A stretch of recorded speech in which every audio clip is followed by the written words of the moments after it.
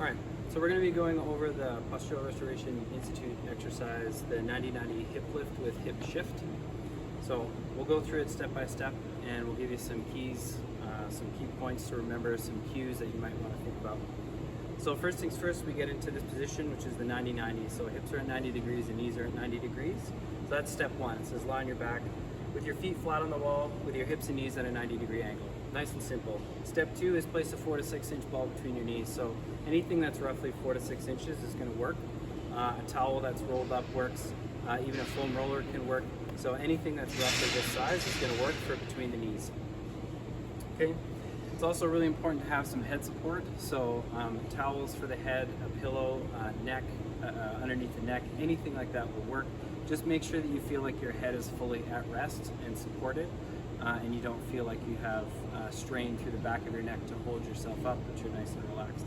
So if you want, you can put it on the back of your head, or you can even put it right underneath your neck if you want that full neck support.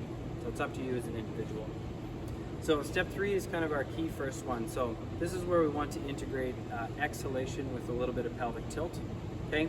And really focusing on the bottom of the feet, doing all the work here.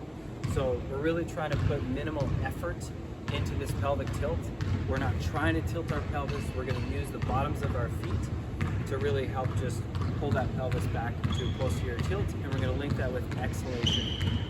So first things first, we're always going to breathe in through the nose, and we're going to blow up through the mouth, and that exhale through the mouth is going to be nice and calm and relaxed, but we're going to fully and completely exhale. So just before we do the pelvic tilt, I'm going to cue my client here, so breathe in through the nose, and as you breathe out, just sigh. So, and now at the very end, push that air out so you feel the ribs come down. So we see the ribs go down, that's the position we want those lower ribs to be in. Then we breathe in through the nose, and same thing as we exhale, we just want to breathe out. And then at the very end, push those ribs down. There, that's where we want to get to. So you don't want to squeeze the air out and flex those abs to force. You want to breathe out, let the air come out. At the very end, you push the ribs right down. And we want to feel those lower ribs get nice and low. So step three says inhale through your nose, and as you exhale through your mouth, performing a pelvic tilt so that your tailbone is raised slightly off the mat. Keep your back flat on the mat, okay? So really simple. We're gonna dig down with the heels, or think, if we're wearing shoes, we're gonna slide our heels to the back of our shoes. So that's the motion, is down, not a press into the wall, but rather scraping down the wall without our feet actually moving. So, if we have a little ledge here, you can pull down to the ledge.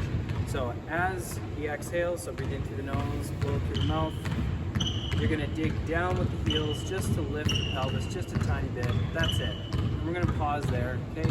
And again, make sure you feel the back flat. So if your low back is lifted, you're too high. You really just want the tailbone lifted, really small lift. And again, as we breathe out, we're really just focusing on the bottom of the feet doing the work, not necessarily trying too hard. Okay, so as you maintain the pelvic tilt, we're now going to add in the hip shift. Okay, so this is always going to be a right knee up and a left knee down. And what we want here is we want the bottom of our feet trying to do all the work. So we can just breathe normally as he's doing right here. There's no real sequence here. But what we want to try and do is force the bottoms of the feet to pull the right knee straight up, the left knee straight down, and you'll see the ball spin just a little bit, okay? And what you want to feel is like the right hip is coming slightly off the table, and you want to feel like the left low back is coming down into the table. If you were to look, you should see your pants seam or zipper is facing to the left. Okay, your right knee is going to be higher than your left knee. And ideally, we want to sense a little more left than we do right. So on step 4, it says, as you maintain the hip lift, shift your left hip down and your right hip up so that your right knee is slightly above your left. Again, try to make this as effortless as possible. Now step 5 is where we're really going to emphasize left, and I'll just read it before we do anything. So we slowly take your bent right leg on and off the wall, so your right thigh comes towards your chest. You should feel the muscles behind your left thigh and left inner thigh engage. Okay, so we just slowly peel that right off, and now we're fully supported by a left foot and we should feel that left hamstring and left inner thigh. Okay, so I might actually cue, and you can just place it back in the wall. I might actually cue him to come a little more to the inside of his left foot, so try and feel the ball. Good, and the heel, good. So that right knee up. Good. Okay, so now as you take that off, good. Can you sense a little more inner? Okay, we want inner. Okay, so heel, ball of the foot are on the wall, scraping down, and all we're doing is we're just tapping. So we just, yep, and tap. So we're increasing awareness of the left inner hamstring and inner thigh, and we just slowly, calmly breathe, right, as he's doing, always in through the nose and out through the mouth, right? And you just tap, nice and slow, control, 10 times.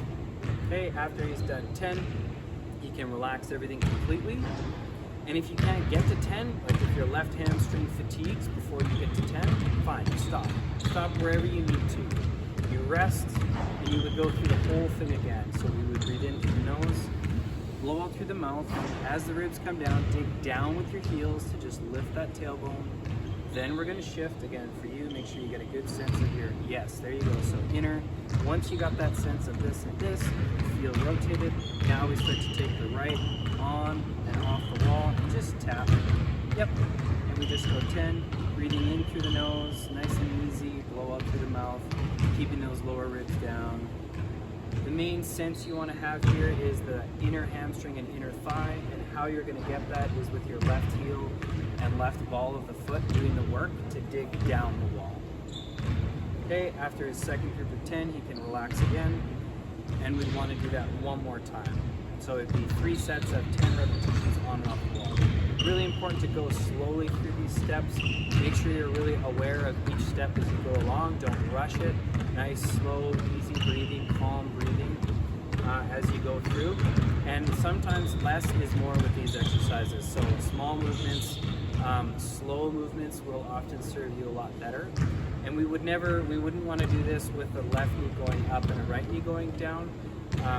We can explain and talk about that later if you want. So thanks. This is the 90-90 hip shift with hip lift with hip shift.